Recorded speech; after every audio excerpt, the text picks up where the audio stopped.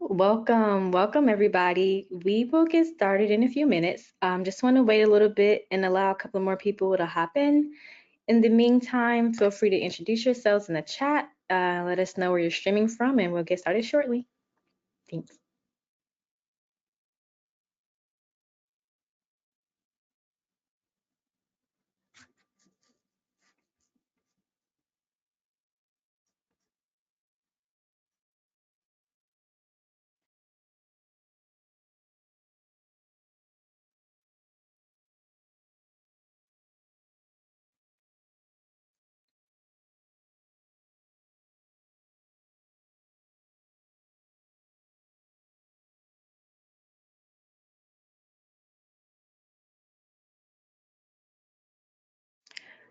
All right, so we'll go ahead and get started. So welcome everybody to the Navigating the 24/7 Challenge Practical Scheduling Tips You Can Use Now webinar. We are super excited to have you here with us today. Our presenters have a lot of great information that they are excited to share with you. Before we get started, we have a couple of housekeeping notes just to go over.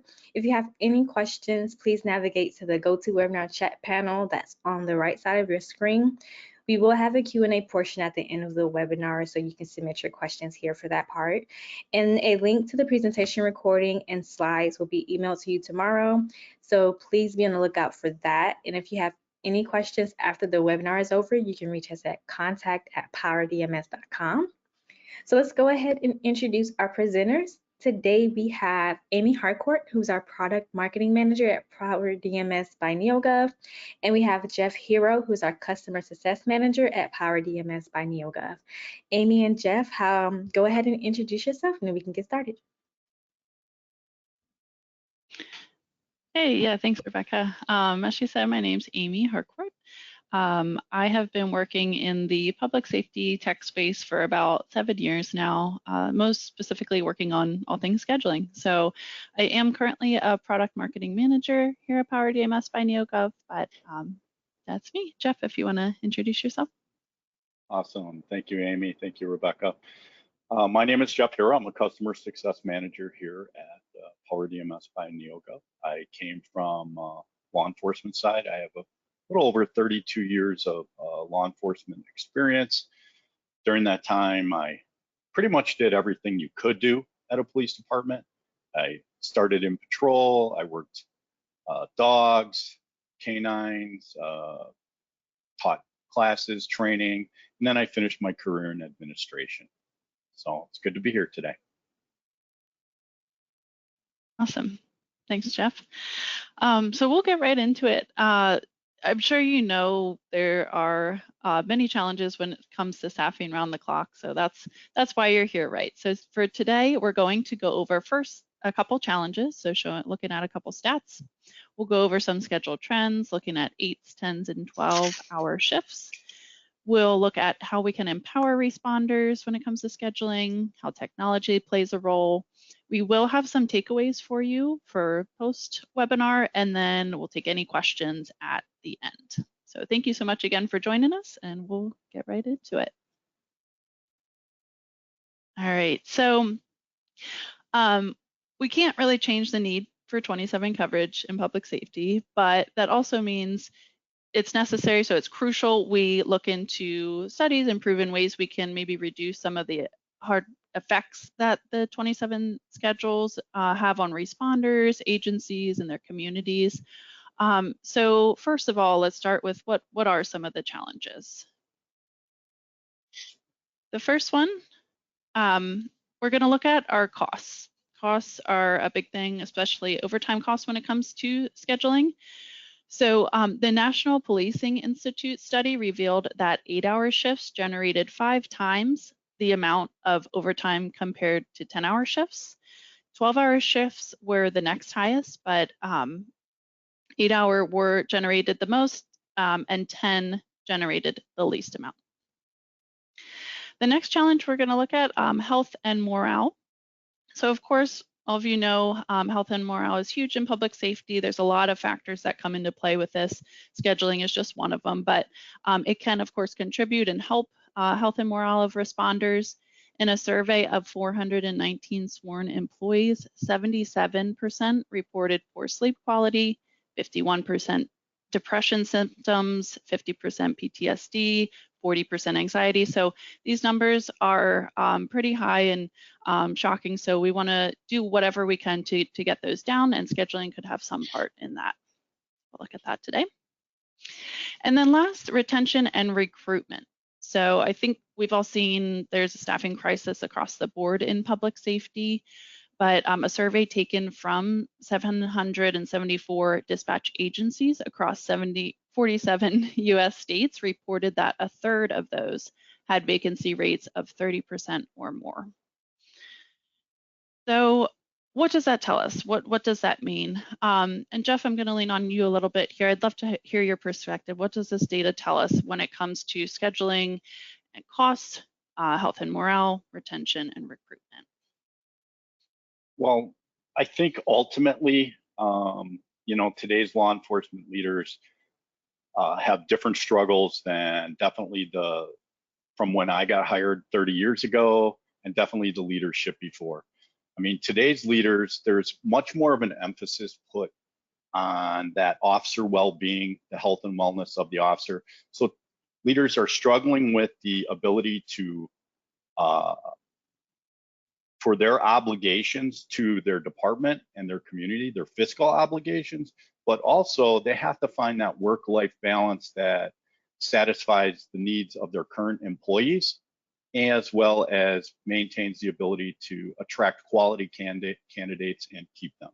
So there's a lot of factors that go into that, but definitely the schedule, the work schedule is a big part of that. Mm-hmm. Yeah, absolutely. So today we will go over 3 tips and strategies, particularly. The first one is just looking at your schedules and evaluating some of the most common schedules we've seen, some of the hourly shifts and rotations, making sure we know of some different trends and things like that to evaluate for agencies. The second one will be aligning responders' strengths with their assignments. And the last one is getting the most out of technology when or to efficiently manage your schedules. So we do want to start off with a poll here, just to get a gauge on what kind of schedules you're using. So this is referring to, like, you know, patrol or dispatch schedules where they're rotating and it's not an administrative schedule, it's those rotating schedules. So what shift length do you currently use? 8, 10s, 12s, or a different one not listed? And we'll give you just a couple seconds here if you can shoot in your response.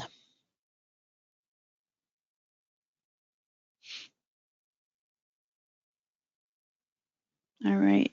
Oh, wow. Okay. So we got a lot of 12-hour here. Awesome. Okay. Good to know. Go to the next one.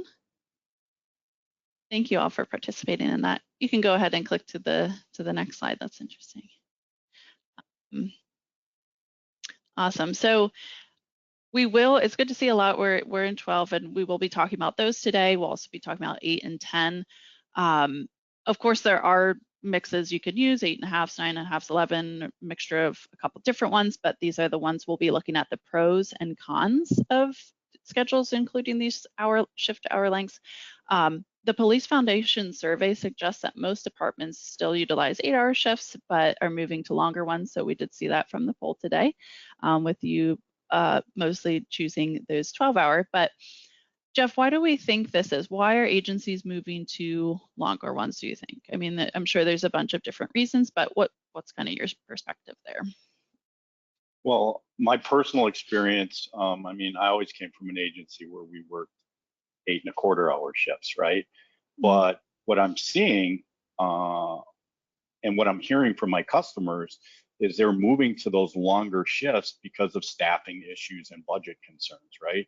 8 hours, there's a lot of overtime spent.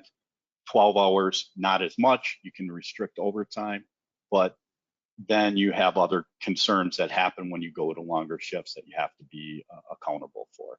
So I think ultimately there's just it's difficult to staff agencies, and a lot of agencies are we don't have the bodies to staff 8 or 10, so we're staffing 12. Mm-hmm. Gotcha.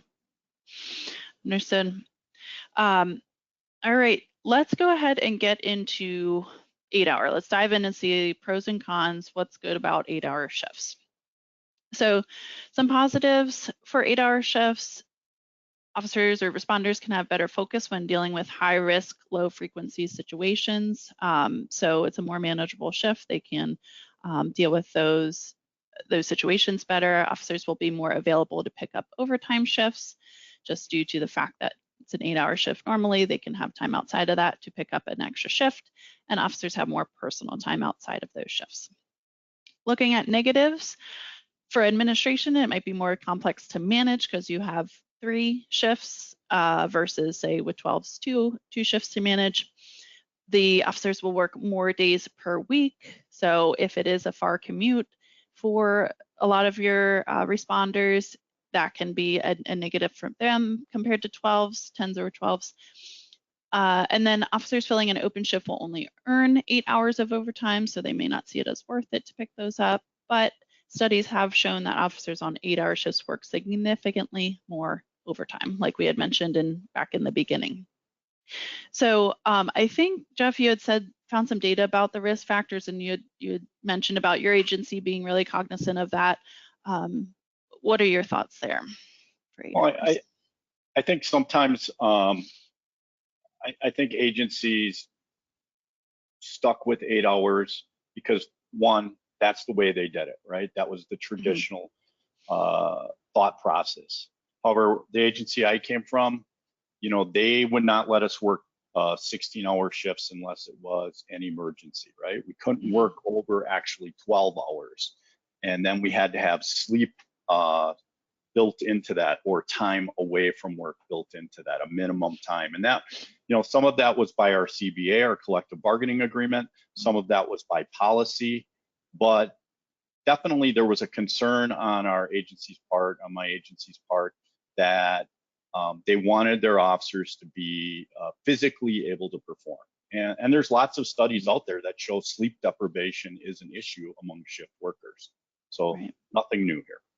On the other hand, 8-hour shift is going to cost you more money, definitely. And I think one of the considerations that's driving agencies away from 8-hour shifts is because there may be a generational thing going on here where some of our younger officers don't necessarily want all that overtime. I definitely remember when I got hired, I was like, yeah, I was hungry for overtime. I wanted that overtime. Right. Whereas, my last years on the department, probably the last decade, it was really hard to get overtime covered, and we struggled with that. So there was challenges for sure. People just valued their time off more. And that seems like there was a shift in culture. Yeah. So coming up with new strategies to kind of manage that shift almost, but for sure. Yeah. Awesome. All right, we're gonna take a look at 10-hour shifts next. So some positives: manageable for officers to stay alert throughout the shift. So a little bump from 8-hour, but not too bad. Responders will only have to work 4 days a week for regularly scheduled shifts for those 10-hour.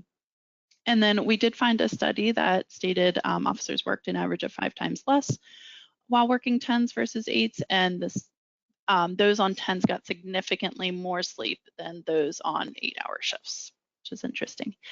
Some negatives: they are longer days, of course, compared to 8-hour shifts. They are more complex to manage for admin. They have that overlap. We'll need some sort of coverage in between.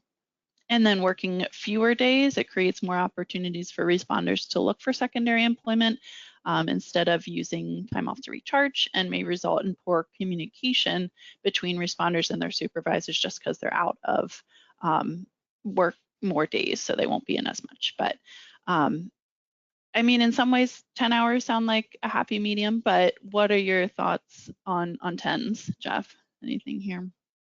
Well, I think a lot of agencies are really looking at 10-hour shifts to limit overtime. I think they do find there is a balance between a good work-life balance. Officers are coming to work. They're still fresh, even at 10 hours. If they have a late call or a late hitch that's getting them to stay over, they're not totally worn out. Yet it's still saving them overtime, and it's meeting their financial obligations from the leadership. Employees like it. Seems like they don't have to go into work as much. I think, when we look at this slide, if we look at the con side, we show that one of the cons is there's an overlap. But I think there are agencies who use 10-hour shifts, and then during that overlap, they take it as an opportunity to do extra training.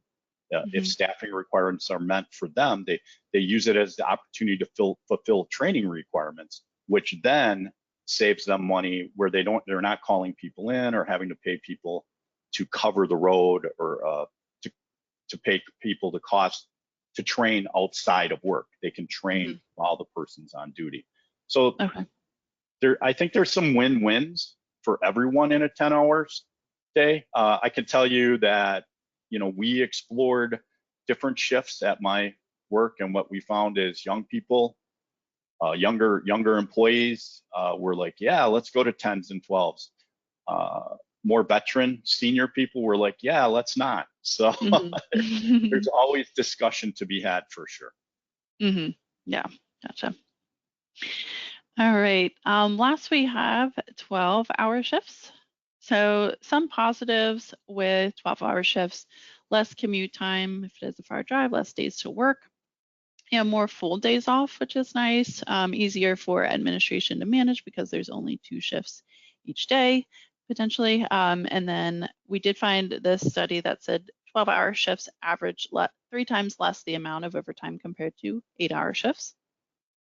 Some negatives for 12-hour shifts: higher risk of fatigue, of course, which may lead to errors. If officers take a day off, they're using up more of their time off hours compared to 8s or 10s.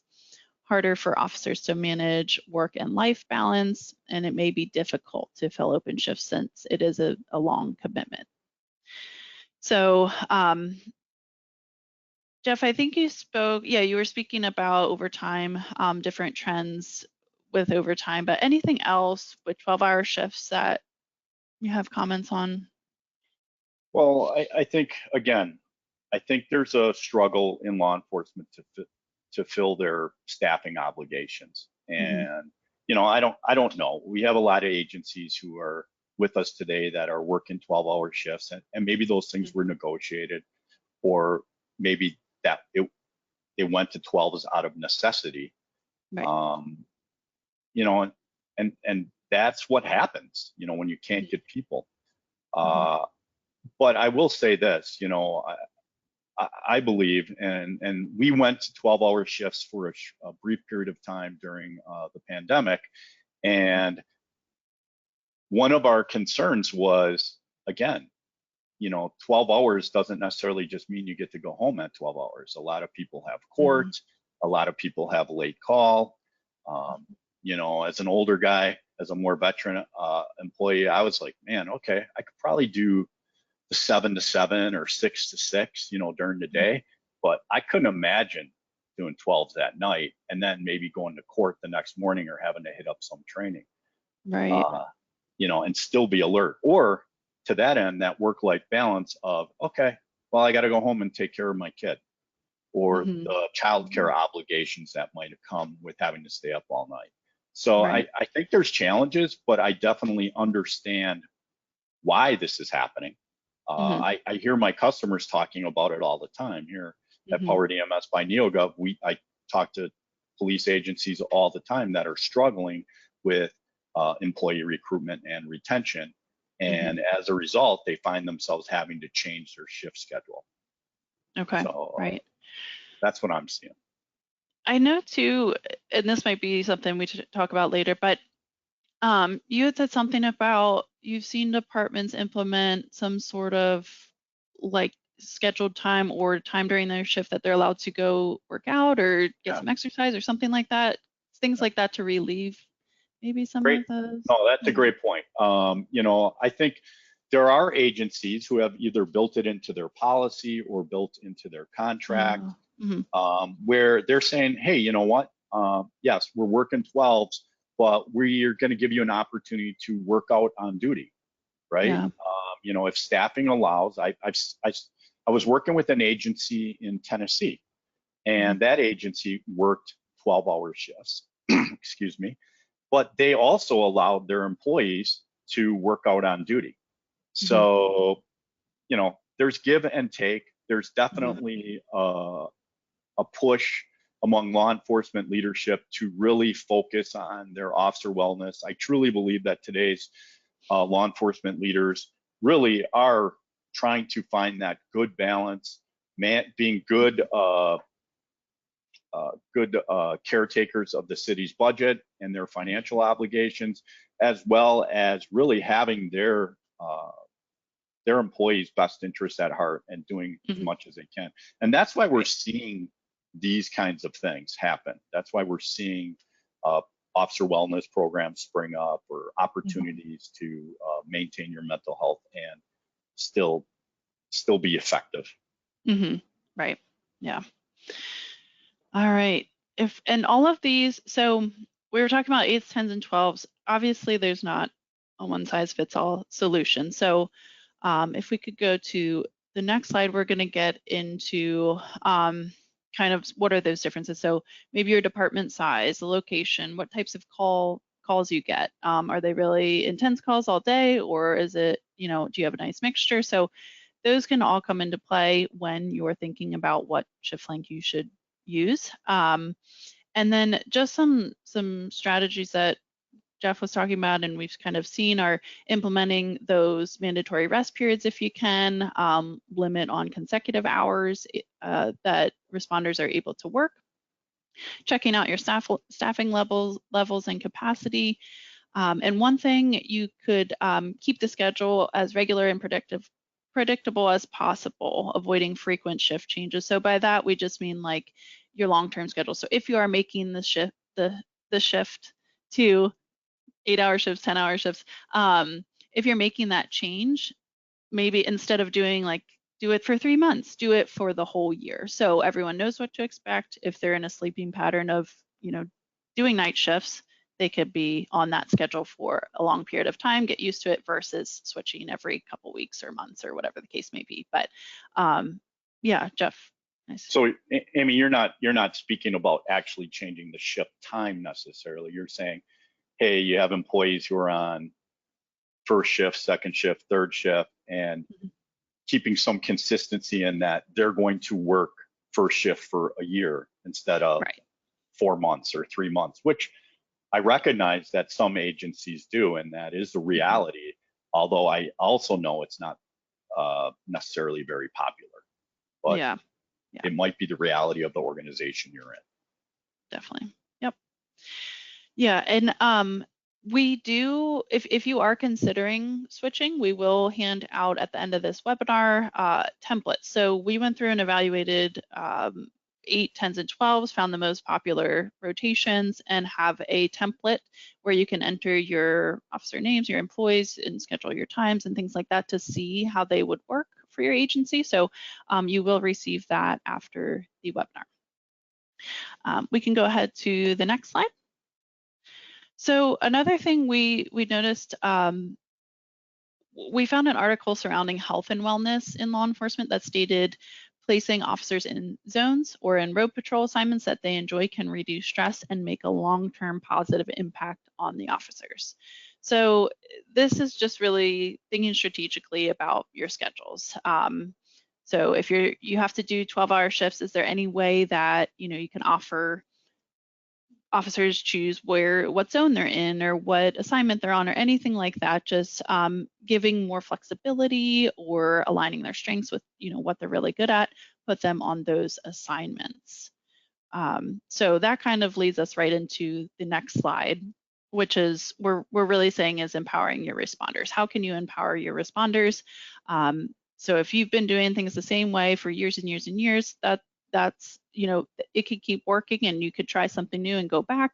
Just acknowledging your current state with your responders to see where they're at and what they're thinking about the schedule, and if there is anything, any flexibility you can add. Even shift bids, if you're not currently doing shift bids, is it something that could be implemented to give, I know most departments go by seniority, so they can, choose based on how long they've been with the agency. And then of course the collective bargaining agreement comes into play, how much flexibility you'll have, what policies you have in place. So Jeff, what are you thinking here? No, I think these are all great ideas. I truly believe that, again, that leadership today is really about empowering your people to be better. And, if you can come up with creative ways to, hey, understand this is where we're at as an agency, and this is what we're looking to try to do to make this position more enjoyable for you. And, in my own agency as a young officer, I remember we had veteran officers who were working the night watch, the dog watch as it was called in that day. And they were in the same beat assignments. They had the same assignments all the time. And it's because simply the supervisor on the shift recognized this is what they enjoyed. This is what made them most effective. And they performed at a higher level when they did that for them. And I think it was less of a headache for my sergeant at the time.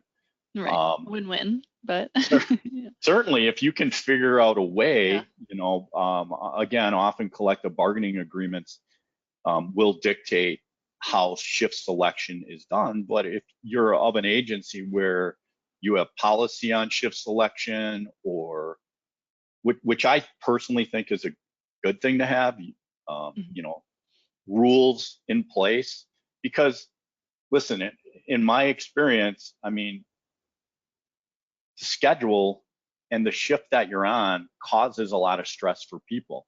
And at least if you have rules of how that selection is going to be processed, if you have a process in place and you follow that process, at least everyone knows what's going in. I don't know how many times I have heard, well, that's not fair. And that's simply because someone decided they were going to go outside the process or not necessarily follow that process. So having strong processes in place for shift bids or shift selection, I think helps make things go down a little bit easier. Absolutely. Yeah. But, leaders, I think being creative as a leader and empowering your employees and responders is definitely a way to battle not only understanding that your people work weird schedules and it is taxing on their body and personal lives, but also help with retention and recruitment. Right. What sets your agency apart from the agency down the road? And maybe that is your schedule and your work-life balance. Right.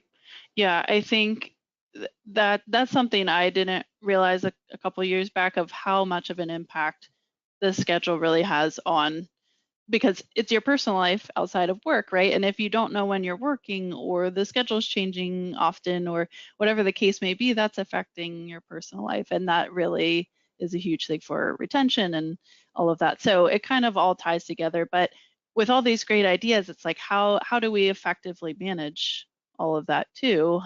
We don't want to be spending hours and hours and hours on this new shift bid process. We want to make sure it's efficient, so we're not wasting more time than it's worth, right? For sure.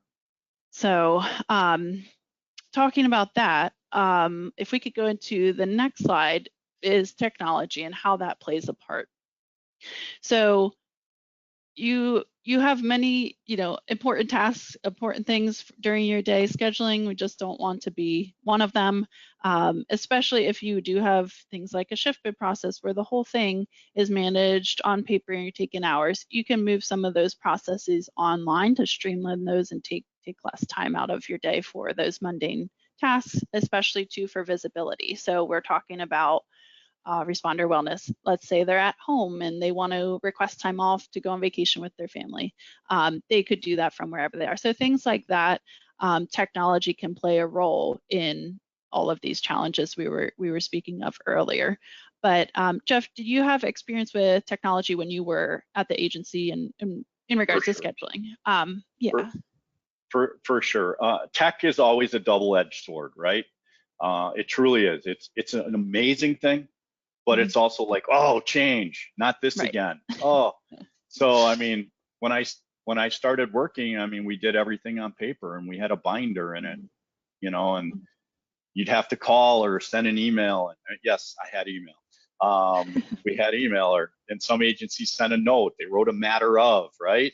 To get that time off. And things didn't always get in the schedule, and it wasn't always visible. You know, as we moved on, we ended up getting a rudimentary electronic spreadsheet or schedule that we had. And that was much better. It's easier to manipulate. Everyone could see it, but still, you didn't have 24/7 access to it. I couldn't look it up on my phone. I still had to call someone. Still a lot of information being moved back and forth. And then finally, within the last 5-6 years of my career, we moved to a fully integrated scheduling system, which had apps and 24/7. Officers could make a request right on their phone. Any supervisor could see it anywhere. They didn't have to come off the road to go, let me check that. I mean, things just happened electronically, and our scheduling became much more efficient. That audit trail and reporting is a big deal. You know, there's a lot of arguments and disagreements about, well, I had that day in first, I had this in, you know, and people get upset. It's the realities of the world we live in when you live in a 24/7, 365 work life. Right? Most of the world doesn't operate that way. They operate, you know, 9 to 5, whereas in public safety, you're all the time. And so being off is important. And so tech just made that easier for a lot of agencies. And sometimes there's a little bit of heavy lifting on the front end, but the long-term rewards is efficiency. And I think it's also can be used as a recruitment tool. You know, you show your officers coming in, look, we've got updated tech, we're using the latest in technology, and that is important for retention and recruitment. Yeah, absolutely. And talking about saving time, if you could go to the next slide, please. We did have East Lampeter Township Police Department using, so we do have a scheduling system, PowerTime, if you haven't heard of it, here at Power DMS. And once implemented, or sorry, before implementing that, they were spending about 20 to 30 hours a week on manual schedules, creating those manual schedules. So if you can go ahead to the next slide. We have heard PowerTime, most of the responses we get once they're implemented is that the system's really intuitive and easy to use, feels like it was built just for public safety because it was developed with public safety hand in hand. So a lot of the features are tailored just for you and your day-to-day tasks to streamline those.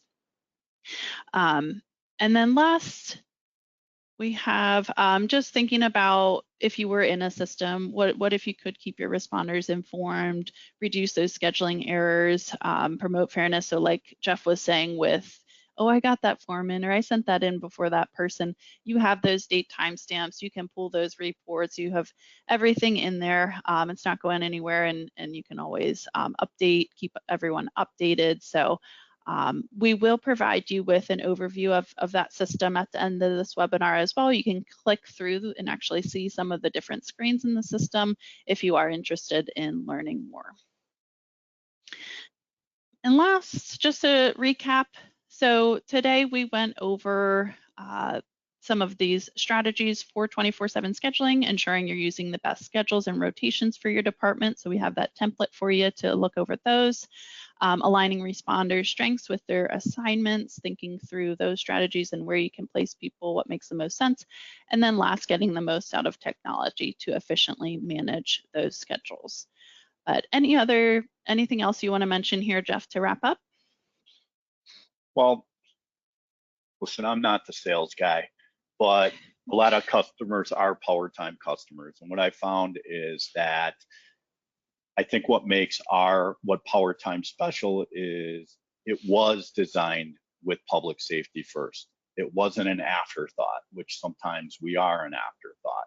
It truly is an organizational management tool that offers many features that really help maintain the operational safety of an agency, right? That ability to look 24/7, 365, know that you have staffing in place, messaging, There's so many features that make it robust. It's just it's a powerful tool, and it pretty much can adapt to almost anyone's schedule. I haven't seen where we're not successful at doing that. So I think tech is a great thing, and when used appropriately, it can really do a lot of heavy lifting for you. Absolutely.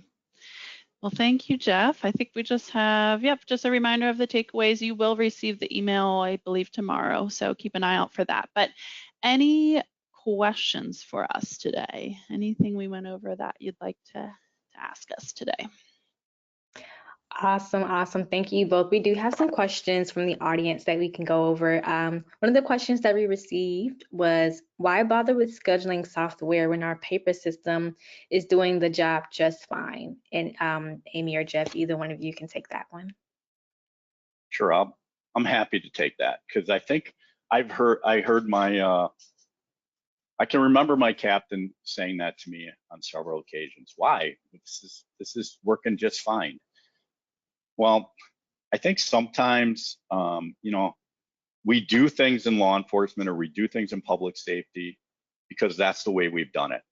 And I think your job is not to come to your leadership with a problem. Your job is to present the problem and then also possibly have answers. So when your supervisors are talking about, well, this works just fine, you need to have a plan in place to address those questions and talk about, well, it's inefficient, it's this is what technology can do.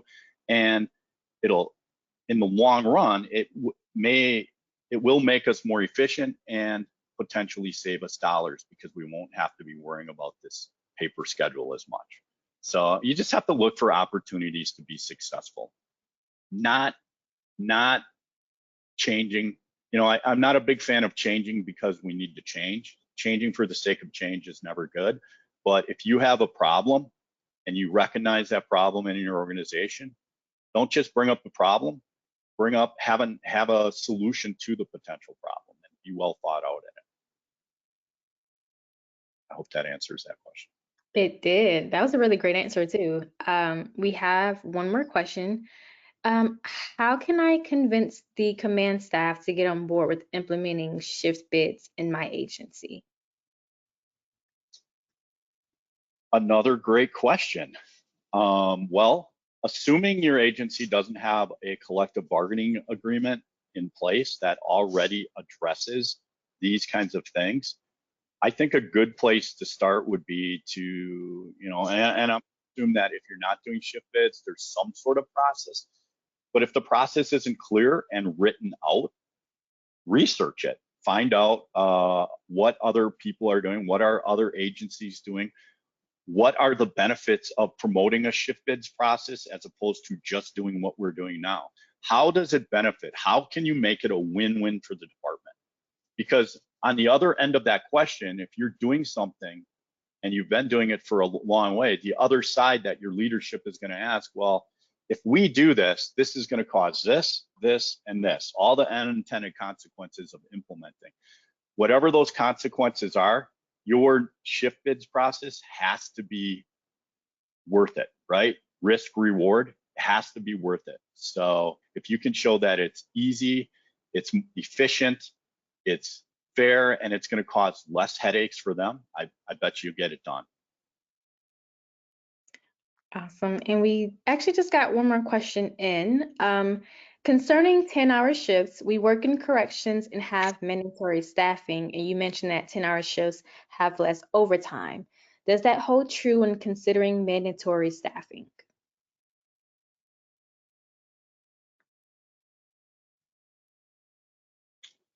I believe it holds true if you have mandatory staffing. I mean, 10 hours is 10 hours. I guess without getting, you know, I mean, I think we're going to have an email here an email that people can send to, and we could get more into the details of your specific situation. But I would think, I'm not a 10-hour shift expert, but there's plenty of information out there that shows that 10-hour shifts definitely have less overtime than an 8-hour shift is going to have. There's going to be overlapping. So I don't think I'm answering your question 100% of the way, but I definitely believe that would hold true. Amy, any thoughts on that? You're really a shift scheduling expert, way more than I am. I know that. So No, you got it. What you said, yeah. I was just going to kind of repeat what we had mentioned earlier with the 10 showing the least amount of overtime and that sort of thing. But yeah, I agree. Awesome. So with that will conclude our webinar. So thank you everyone for joining. As a reminder, you will receive an email tomorrow with a link to the recording, the slides, and all of the resources that were mentioned during the webinar. If you have any questions after the webinar, you can always email us at contact@powerdms.com. And again, thank you so much for attending and have a great day. Thank you.